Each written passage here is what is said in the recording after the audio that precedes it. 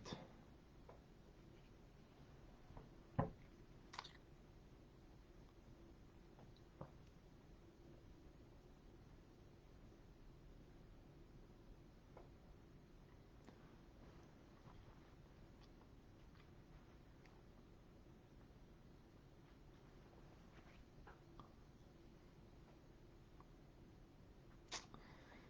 Tididam by yo by yai. Tidai yai tididai.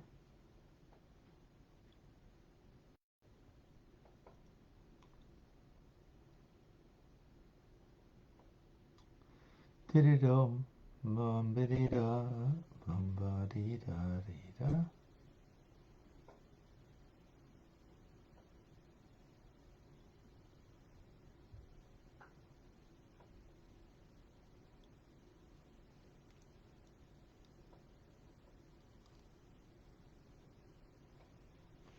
Alrighty.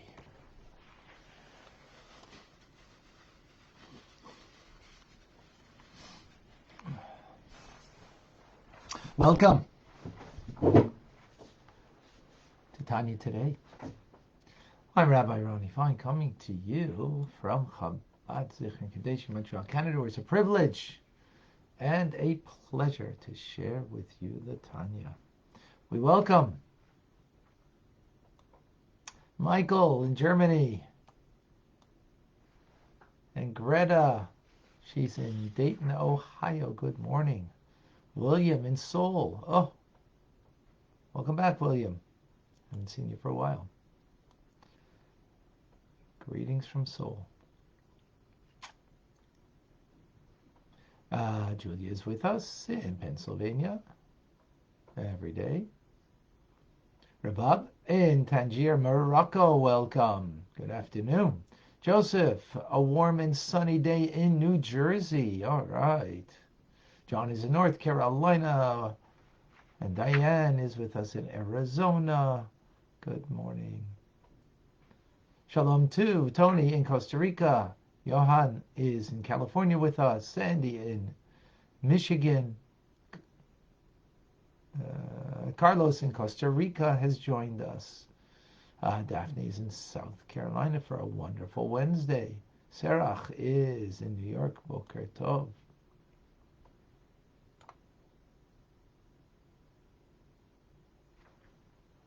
Susanna in Miami. Shalom. We've got with us on Clubhouse Batya Vilma, Michael, Marcy, Luz, Eliana, Winston. Clubhousers joining us are Corey Akoy in Peru, Yosef, Nancy, Astro, Rachel in South Carolina,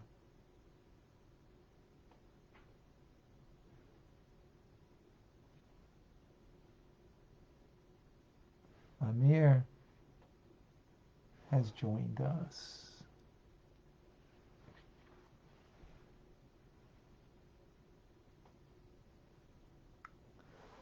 All right. Beautiful.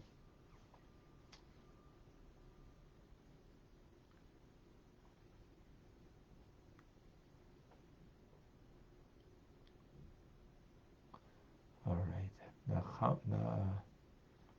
Nama from LA. Beautiful.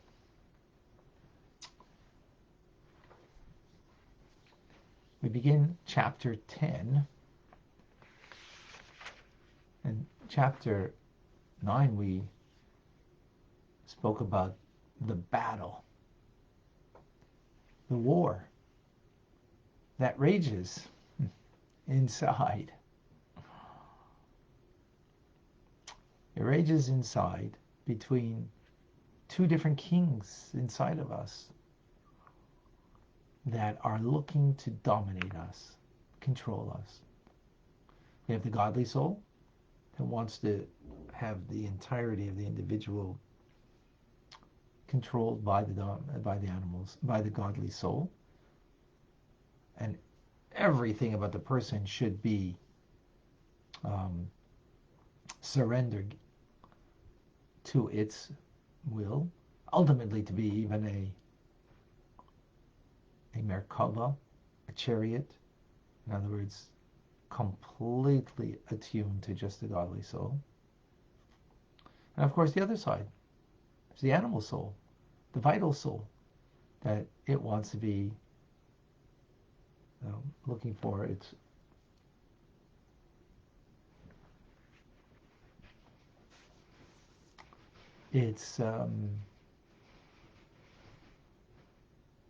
what's the word I'm looking for? Self-preservation. It wants its self-preservation. Whenever we are in self-preservation mode, and that could be, I gotta justify me,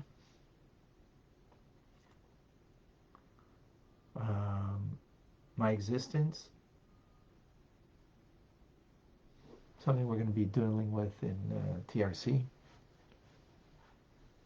is how often that we need to preserve ourselves. So there's self-preservation in the physical sense of, having food to eat, shelter and the like. A deeper sense of self-preservation is I got to preserve my emotional sense of me, that I'm okay. And if someone is pushing a button that makes me feel not okay, I got to preserve that. Whether I just justify it in my mind, whether I justify it to you, whether I, whatever it is, right? But that's all self-directed perception of self that we want to preserve. That's the animal soul. The godly soul isn't looking for that. Not looking for self-preservation. It's looking for the connection. Right? Again, I'm going to deal a lot more about this.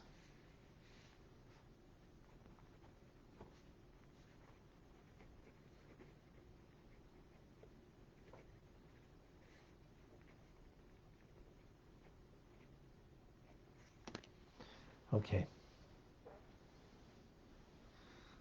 So the individual who causes that their divine soul should prevail over their animal soul. Not just one time, not just a couple of times, but to the extent that they actually banish and eradicate the evil that's in the left ventricle of the heart of the animal soul. Right? As it says, you shall eradicate the evil from within your midst. So, literal translation of that would be, the evil that's around you in the land of Israel, when you're going to get it, is an inheritance, right? But that's on a macro level. On a micro level, it means the evil within you, that you've eliminated that. What does that mean? Mean in your heart, you no longer have any lurking negativity, no desires, lusts that are not connected to God.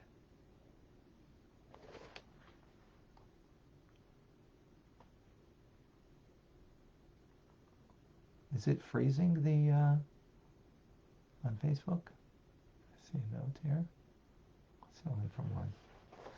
Right, so such a person, when they achieve this, right, and maybe they don't achieve it completely. And we're talking now in the heart of the person. We're not talking now about, merely your behavior. We're talking about what's in the heart. So a person who hasn't converted all of that negativity of the animal soul into good, so that would be what we call an incomplete tzaddik. Tzaddik she'eino gomer. In other words, there's still negativity that lingers in their left ventricle of the heart. Except, now this is very important, the fact that it's in the heart, though, you would think then, well, what's in your heart, what happens with what's in your heart? As we all know, the things that linger are strong and powerful in our heart, that's what we end up thinking about. Right? You have you know, you have fear of public speaking, and you have to make a presentation, a public presentation in front of 30 colleagues. Your heart palpitates. What if your heart is palpitating? What's it going to mean? You're going to think about it. You're going to be constantly thinking about it, right? So that's, of course, that's very open and clear in your heart. But here, now I just use that as a metaphor. Now, how about the evil, the negativity that's in one's heart? So we're talking about over here in an incomplete righteous person. It's there, but so flimsy or so minimal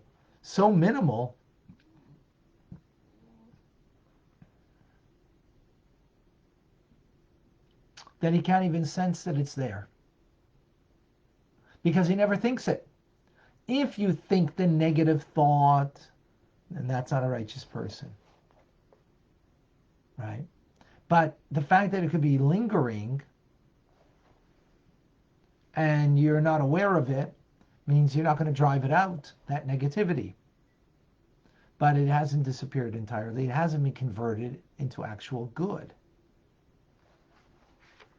So, what does that mean? How do we understand that?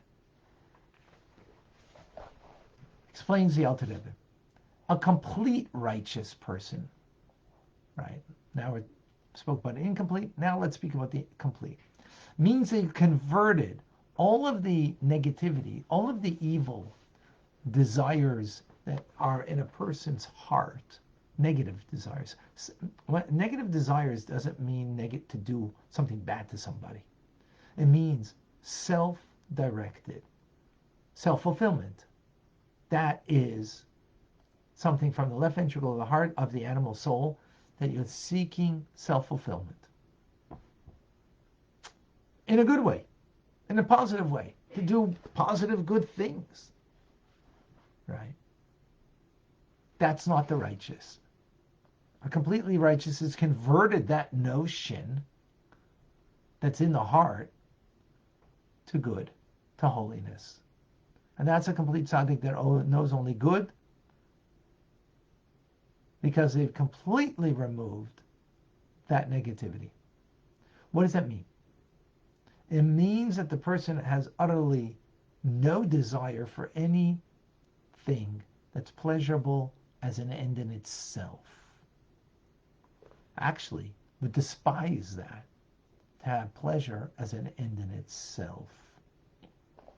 Right? In other words, to eat just to merely gratify your appetite, instead of using it, the food, towards serving God. Right? Like on Shabbos, you're using food to serve God, and during the week, if you're using it to give yourself energy, right? That idea of pleasure as a self-indulgence, as an end in itself, is despised by a righteous person. A completely righteous person is completely despised. Why? I mean, what's so bad about it? Think about it. I mean, is that terrible? Let's be quite frank, folks. We're not there because we're not righteous. I, can eat something for its pleasure. Why? Because I'm not righteous. So I have that desire in my heart. The righteous don't have that. The completely righteous, totally not. And the reason why it's repugnant to the righteous is because the vitality of the kosher food that's eaten for the sake of enjoying, right? It doesn't mean, by the way, you can eat it for the sake of serving God. That doesn't mean, that there wasn't any. I mean, for the righteous, it's got nothing to do with enjoyment in the food. maybe enjoyment in the company, the enjoyment in the right. But the food is a connection to God. That's all it is. So there's a pleasure in the connection to God through food, but that's it. Not in the not in the taste of the food itself. Now that doesn't mean that it won't taste the food and say, "Oh, this is delicious," and thank, you know, his wife, or thank the person who made the food, or whatever, and appreciating and giving the appreciation and how wonderful it is. Fine. But the reason why is that this food, when it's kosher food, and eating it just for self-indulgent purposes, is because it's the antithesis of holiness. It's coming from klipa. It's a klipa, right? And a complete tzaddik utterly hates anything that comes from klipa or sitra achar, comes that is not of a divine nature. Hates that. Why does he hate that? Very simply, because he loves God with in a profound way, that he delights only in God and in the holiness of God. And because of that great love for God, the antithesis of God is the other side, right? Is the other one in the ring. For us, we have another one in the ring. He doesn't have another one in the ring. He's not wrestling with it. He wrestled already, right? Not wrestling with this. Because this is the way God creates the world. One thing antithetical to the other. Light, dark, good and evil. And this is what King David says, I hate them with a consuming hatred, because they hate God, so he hated them. Which we're going to deal with that in chapter 32, more about that.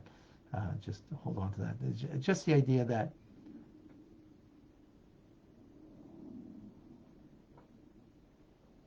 love and hate come together. Proper love and hate, right? In other words, when you love your child so much, you hate anything that would harm them, right? Anything that would harm them, you would hate. So the two come together. As opposed to, love and hate relationship. I'm not talking about that.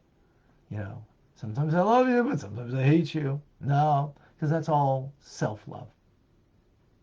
That's all about the way the world, the way the human nature is. That we love people and at the same time we hate them. Because the love is not a real love. It's a self-love. And therefore why do I hate you? Not me, I hope. I hope not me, at least in this. Why do I hate you? Why does someone hate you? Is because since I need things from you and you're not fulfilling that, so therefore I'm hating you at times. And it's because I love you. Because I love you and I need you so much, so,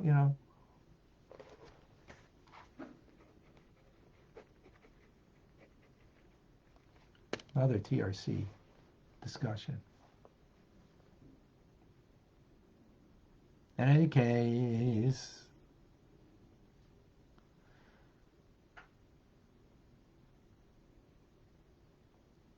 so according to the abundance of love that the person has towards God, so will be the extent of how much hatred there will be to that which is the opposite of God. And mere eating food for its physical pleasure is the opposite of God. Because that's not about connecting to God. That's about me connecting to my pleasure. Right?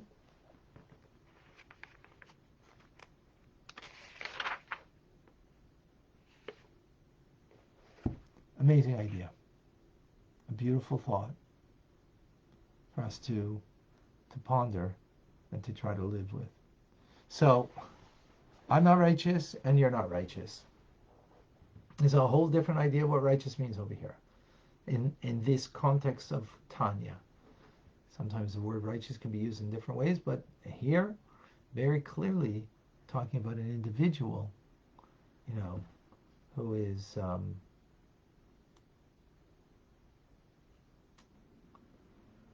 the imagine, just think for a moment, an individual who doesn't lust in the heart for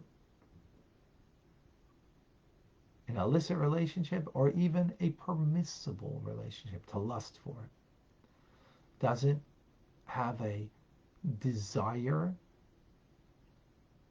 to enjoy life. Enjoy life. That has only the delight and the pleasure to be connected to God. And anything that's the opposite of that, and the opposite of that is not that you did terrible things. I mean, just enjoy some food. Again, I do that because I'm not righteous. Just to give us an indication of how distant we are from this. And how when in the world people use the word, oh, such a righteous person. No, they're not righteous. Not according to this definition. You don't know anybody that's righteous according to this. And pray tell, I would suggest it doesn't exist beyond the Jewish world. That's a strong statement, but I hold by it. It doesn't exist. This definition. Luz, please share with us.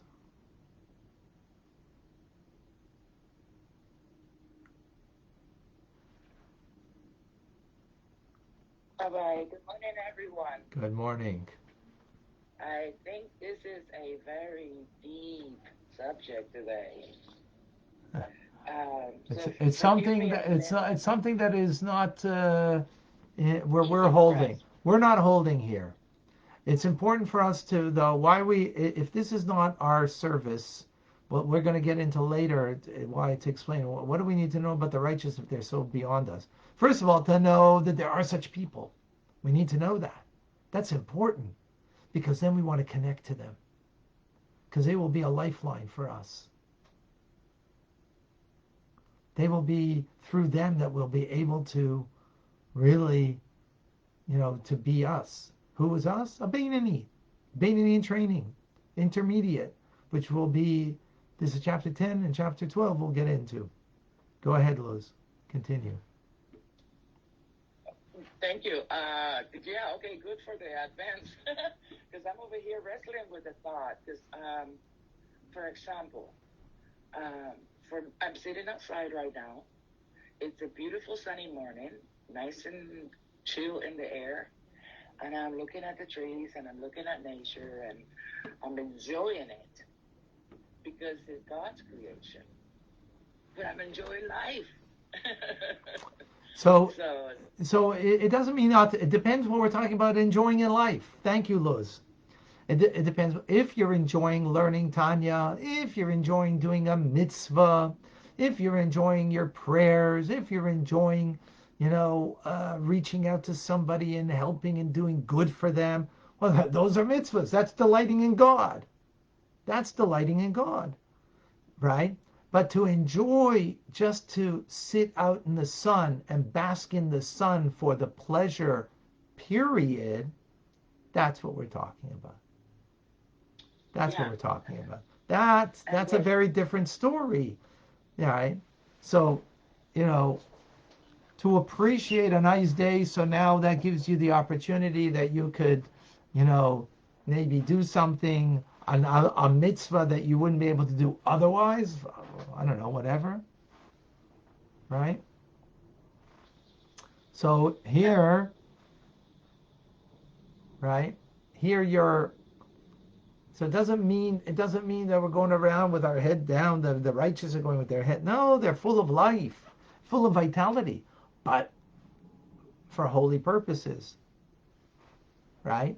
For doing good, And that good Yeah. is connected to Hashem. So that's the key. So I'm not righteous. However, that being said, learning from this, I hope that I'm full of life and full of vitality, in a focus of doing good. Now, does that mean that I don't have a pleasure and sometimes even seek that pleasure? Yeah. Right? But that's part of the avodah, part of the service, which we're going to get more into. Thank you. Anything else, Liz? Rabbi, Yes. yes. The word hate, I understand it as a reaction that we feel inside. If we catch ourselves, for example, eating food out of gluttony, not that we hate others. No, God, no, not hating others. It's like an impulse that we feel inside ourselves against ourselves when we catch ourselves doing things just for selfishness, for a negative pleasure. Like, So I again, love ice cream. right, exactly. Too much ice cream, I disgust myself if I have too much. Is that Right. right? So the love of ice cream itself, a righteous doesn't have. That's the point over here. We're going to get into the Beinoni, which is important for us, but it's important for us to have an awareness of what a righteous person is and how that person's so beyond us, yet beyond us. But when we know that such people exist, we need to connect to them. Right? Okay. Thank you, Rabbi. Thank you, Liz. Okay, so I have a good question over here from Carlos. So blessing the food doesn't simply connect me to God, but it reminds me of the intention of eating. Exactly. Thank you, Carlos. So when we make a bracha on food, so a blessing on food, of course, for a Jew, that means it's kosher. Um, it gives us an awareness that there's a higher purpose involved in this food. Now, does that mean, though, in my heart, I'm saying that with my mouth. We're talking about what's in your heart. In your heart, you may still have the desire for the food, right? The righteous won't have a desire for the food as food. They'll have it as a desire to connect to God. For them, it's just a tool for connection rather than as an end in itself for self-pleasure. So again, that's the righteous. So the blessing for you and I will give us an awareness that there's something more here, and that we don't get bound up in it, and in the food. And yes, so it's definitely an important element that brings us that intention. Thank you, Carlos. John, are we more like to identify with the perfect tzaddik or the imperfect tzaddik? Honestly, John, good question, but we won't see the difference necessarily. We're not going to see a difference. Why? Because it's got nothing to do with their behavior, nothing even to do with their thoughts. Because if a negative thought comes up into their mind, then that's a sign that they're not righteous. So we're talking about something deep recesses of the heart, that they themselves, as the El Tevita said, are not really even aware of it. They're not really aware of it. Because it's deep. So they're not working to eradicate it. Because it never comes up to their thoughts. Anyways, by the way, the Alter Rebbe wrote a book called Sefer HaTzadikim, the Book of the Righteous. The Book of the Righteous.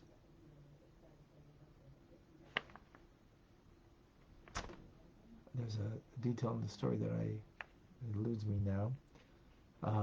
In any case, that book got burnt. We don't have it. Doesn't exist.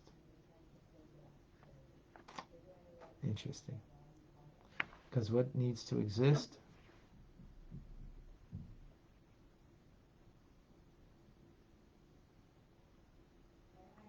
What needs to exist is is what we need to do as a Beinoni.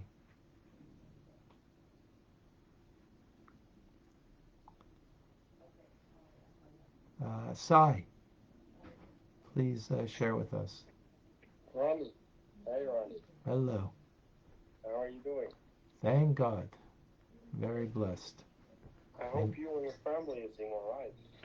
Thank God. We're all well. So do you have a question or something to share with us?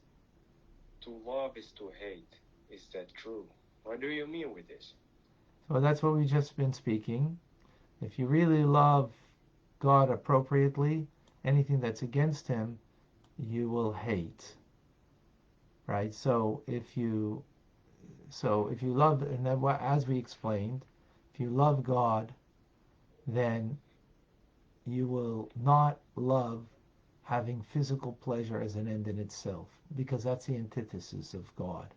That comes not from God's holiness, that comes from klipa, from the other side, from a negative side. Anything that will be about self-fulfillment, just self-pleasure, self-attainment,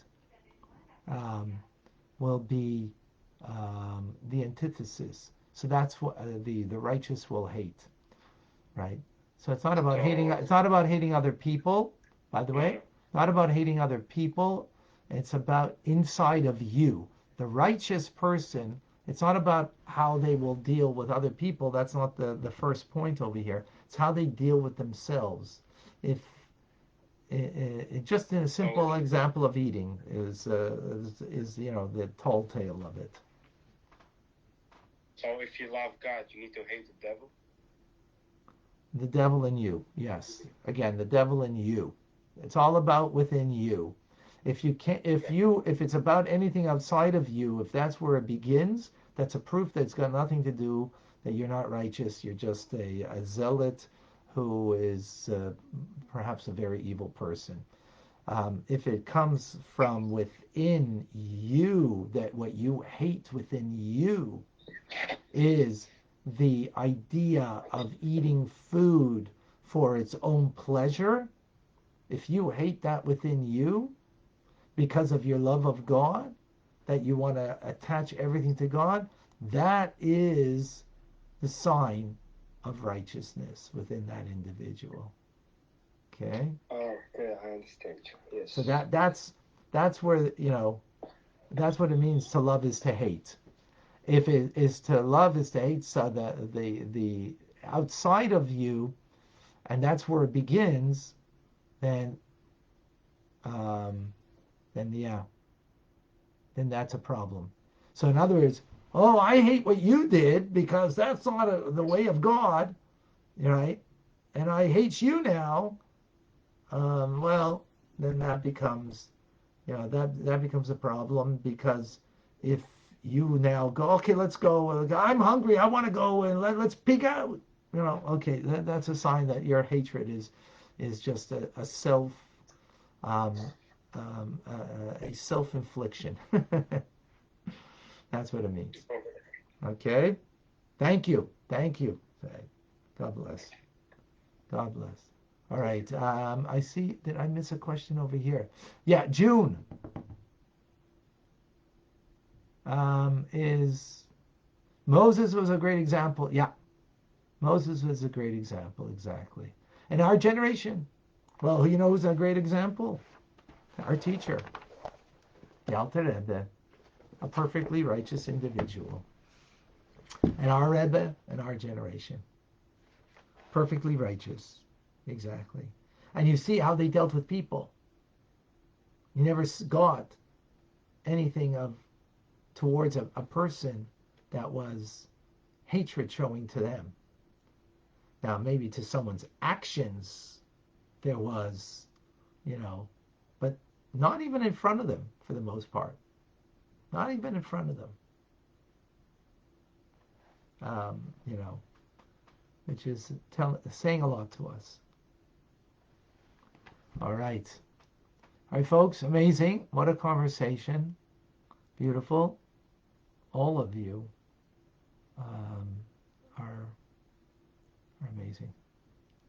I'm Rabbi Ronnie Fine, coming to you from Chabad Zichron Kadesh in Montreal, Canada, where it's a privilege, a real privilege, and a real pleasure to share with you the Tanya. Rambam is coming up right now. All the best.